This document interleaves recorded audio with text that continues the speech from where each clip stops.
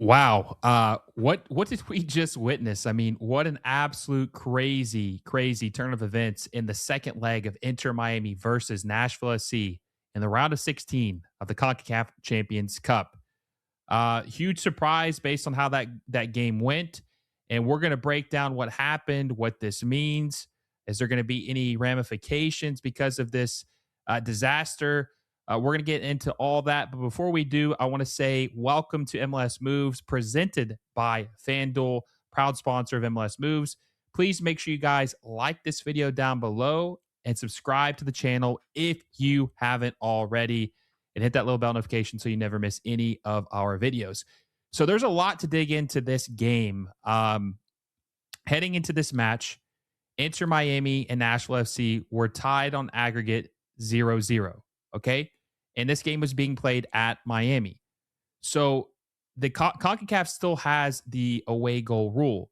So you kind of get a leg up if you have a goal, you score on the road, right? So because this game was 0-0 at Nashville, Nashville had the momentum heading into this game because if they scored one goal, then Inter Miami would have to score two goals to win the match. Well, the first 7 minutes, Inter Miami was looking really good. I mean, they were looking like they really wanted it. And Sergio Reguilon had a beautiful assist to Messi, and Messi scored his 900th goal of his career. Huge accomplishment to score his 900th goal, and it was in a big game to put them up 1-0. And so at that point, because it was 1-0, there was no possible way this game could go into extra time or be a tie. It was going to be a winner take all. It was going to be a winner in this game, no matter what, just because Miami scored. Okay. So they score 7 minutes in, and they look like they look dangerous. Like Sergio Reguilon looked like Jordi Alba of Inter Miami from years past, like just that attacking option on the left side at left back. And it looked like Inter Miami maybe we're starting to figure some things out, right? Like they have a different, like they're so heavy on the right side because Noah Allen hasn't been able to do much on the left side. But this was different, and Sergio Reguilon looked good in the defense too. But the team looked very good in the first half for about 20 minutes. For about 20 minutes. And also I have to mention, there's just so much to dissect because of what we saw. There's just so much to dissect. I also have to mention that Bertarame had a golden opportunity, I think before the Messi goal, if I'm not mistaken. But he had a golden opportunity. He had a beautiful ball fed to him, and he shot the ball way too early. Like he could have taken a touch or two and probably scored. But because I think he was nervous because he maybe thought a defender was behind him or on his back, he just shot it immediately when he got his first touch, and it went right into Schweike's hands, the goalkeeper for Nashville SC. So that was a huge missed opportunity for Inter Miami where they maybe could have been up 2-3. Now, as far as the stats, Inter Miami had possession of the ball 58% to 42% at Nashville SC. Inter Miami had 5 shots, 4 on target, expected goal rate of 0.58 to Nashville SC's 1 shot the entire first half, 0 on target, and an expected goal rate of 0.03.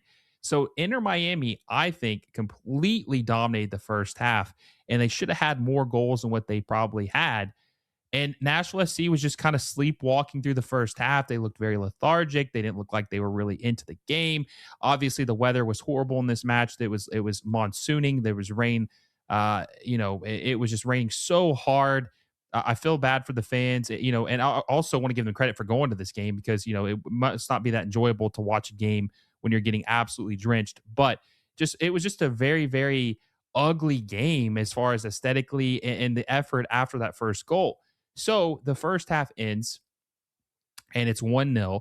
Inter Miami really need a second goal to feel good about that, about their chance of winning this game. And I want to point out, too, that the two worst players, I think, in the first half were Segovia and Bertarame. I thought Segovia was horrible, and Bertarame just didn't really do much. And also I have to mention, too, Reguilon, who looked good, probably the player of the half for me for Inter Miami, gets hurt 40 minutes in, looks like a hamstring injury, and he gets subbed out in the 40th minute for Noah Allen. He gets subbed out. Huge issue. This is like his second game returning, first game playing with all the starters, and he only makes it 40 minutes and he gets hurt again. So that's going to be an issue going forward. Okay. So first half ends. No substitutions for either team. Okay. The It was more of the same, I would say, in the second half. It felt like these teams really weren't going for it. Like they were just kind of just going through the motions in the second half. I didn't really see any type of aggressiveness in the attack. Nashville SC were just making so many errant passes. Sam Surridge, I think, was bad the entire game. I thought that Mukhtar, which we'll get into him in a little bit, was horrible the entire game. I thought Espinosa was bad except for one moment. I think he was pretty bad the entire game except for one moment, the most important moment, which we'll get to. But it felt like these teams were just gassed. They just didn't want to be there, and there's just like there was no sense of urgency in this second half for either of these teams. And then at about the 60th minute, I want to say it was probably about the 60th minute, maybe it was the 70th minute. I don't remember the exact time. But Hani Mukhtar had this golden opportunity, and he just sent that thing over the crossbar. I mean, he sent that thing into the rafters. I mean, a kid went home with the ball tonight from Hani Mukhtar after how bad that miss was. So that was the first chance. And then at that point, I'm like, okay, is Miami sleeping behind the wheel now? And I want to mention, too, that Miami did make some substitutions. They did substitute in Segovia out for Matteo Silvetti. That was their first sub. And then later in the game, they subbed out Yannick Bright for David Ayala and Facundo Mora. But in the 74th minute, Nashville SC had this ball laid over the top, and Espinosa, I want to say it rebounded off, and Espinosa, I think he crossed it, and then it got bounced in the air, and then Espinosa got the rebound, and then he shot it, and there was like four guys in goal. It was like a triangle around Dane St. Clair by his own players. They like boxed him in, and Espinosa just put it left and low and scored to take essentially the lead for Nashville SC because it's a tie, but they take the lead because of a away goal. So at that point, Inter Miami is on high alert. It's 74th minute. Nashville SC's tied and taking the lead based on the away goal tiebreaker, and all the pressure is on Inter Miami. And Inter Miami they made two substitutions after that goal. Like I said, they subbed in David Ayala and they subbed in subbed in Luis Suarez, and Luis Suarez really is not giving anything. There was a couple plays he had where he had heavy touches, and he just looked really awkward tonight. Didn't really give them much, but they couldn't get anything intact. They played the low block. Nashville SC did after they scored that goal. They bunkered down and parked the bus, and Inter Miami could not score.